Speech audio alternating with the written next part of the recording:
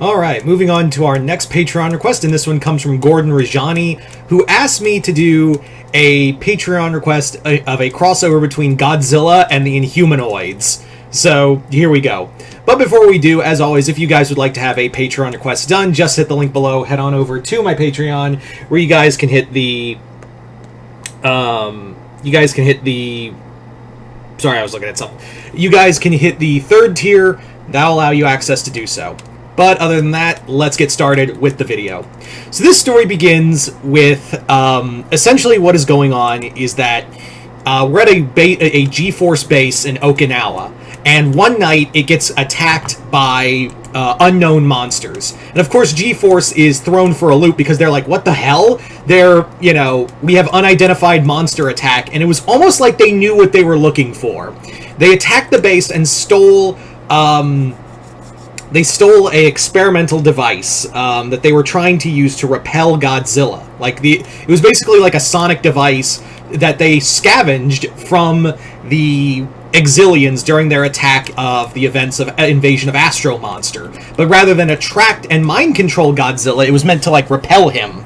So they stole the technology, they basically stole the technology that was meant to be used there. And what happened was that Miki Sagusa was there, and she actually witnessed them. And they're like, "Yeah, we don't know who these monsters are. We don't know if we don't know who they are right away. But what I can tell you is that they knew what they were looking for and stole it. They weren't looking to destroy it. They were looking to it feels like they were going to use it. They were going to use it for their own purposes. So they get a call later from the Earth Corps in America, and they're like, hey, so we heard you guys got attacked by unknown monsters. Well, we can tell you who did it. It was the Inhumanoids. And they're like, Inhumanoids? Don't they usually stay on your side of the country because they're fighting you? And they're like, yeah, that's what's kind of weird about it.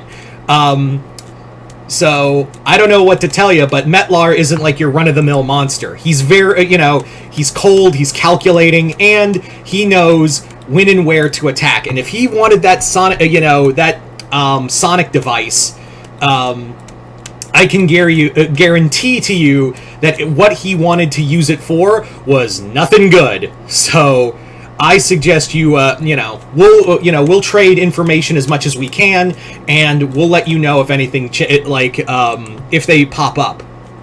So, yeah. So, sure enough, back underground, Metlar does in fact have the device, and he's with Tendril and Decompose, and he's just kind of like, yeah, now we, with this, we can use this as a game changer against the Earth Corps and every other pathetic human in the surface world. So Decompose is still confused by what the whole plan is, because he's like, well, that thing was supposed to be used to repel monsters. Why would we use it to repel other creatures? And to which Metlar is like, no, you idiot, we're going to use it to bring monsters to us and bring them under our will, and that way we can have more, a bigger force to help us. And the monster, Metlar's like, and I can think of no better monster to use this on than Godzilla. Metlar's like, I can't wait to use this device and break the so-called King of the Monsters' will and make him my slave, and we'll use it to destroy G-Force, Earth Corps, all of them will bow before Metlar and once we have Godzilla, the other monsters will soon follow suit, and I'll have an army of kaiju and Inhumanoids to, raise the entire planet to the ground. So that's his idea, that's his whole idea. That's his big, that's Metlar's big plan. So he basically digs his way up to Monster Island. He heads upwards to Monster Island, where he unleashes the sonic device, but instead of attracting Godzilla, it attracts his son, Minya, or rather Junior in this case. And Junior just kind of waddles up, sees the Inhumanoids, and prepares to he roars at them, but he knows he's nowhere near as powerful as his father. But Metlar is like, well, I brought the son here. That means the father can't be too far away. But I don't need him. So Junior, like, shoots a little beam of fire at Metlar. It burns him, and Metlar just punches him down. And even Decompose is like, you really sure that was the smart idea here? Like, are you, like, there's no way we can actually, like, that can't be a good idea. And Metlar's like, whatever, Godzilla's gonna will serve me one way or another. And before Metlar can, like, switch on the device, it gets melted by a beam of atomic fire. And Godzilla's standing there growling because, yeah, you attacked my son and you were on my island, so I'm about to send you back packing.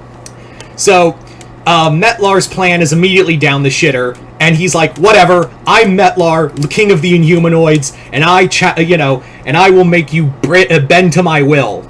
So the Inhumanoids then proceed to attack Godzilla head on.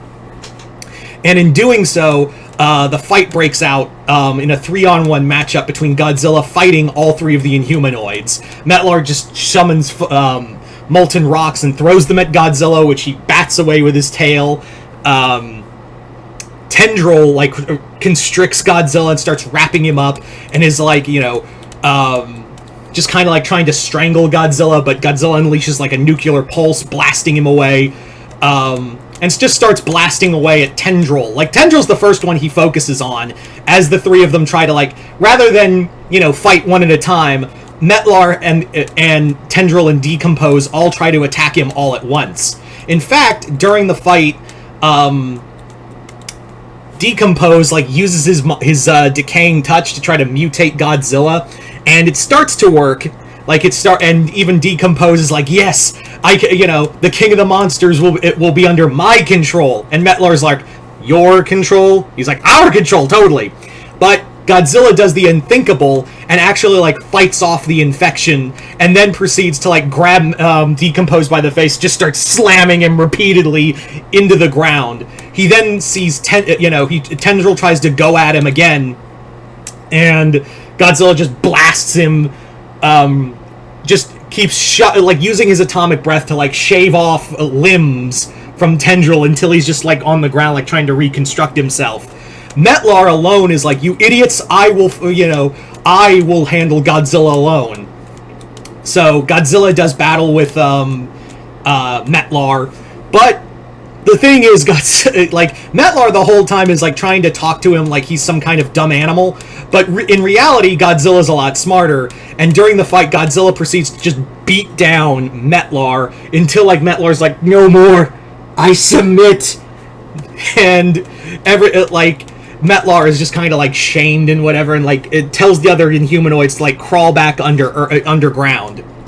So what the Inhumanoids didn't realize is that both G-Force and the Earth Core were watching this whole mess take place, and they were like, wow, didn't think that was going to happen. And G-Force was like, oh, we knew, because if there's one thing we've learned, you can't control Godzilla. So there you go, guys, a pretty straightforward crossover. Once again, I'd like to thank Gordon Rajani for this Patreon request, as well as continued patronage. And like I said before, if you guys would like to have a Patreon request done, just hit the link below, have a tier that'll allow you access to do so. But other than that, hope you all enjoyed this. I'm Mr. Multiverse. I'll see you next time in the Multiverse.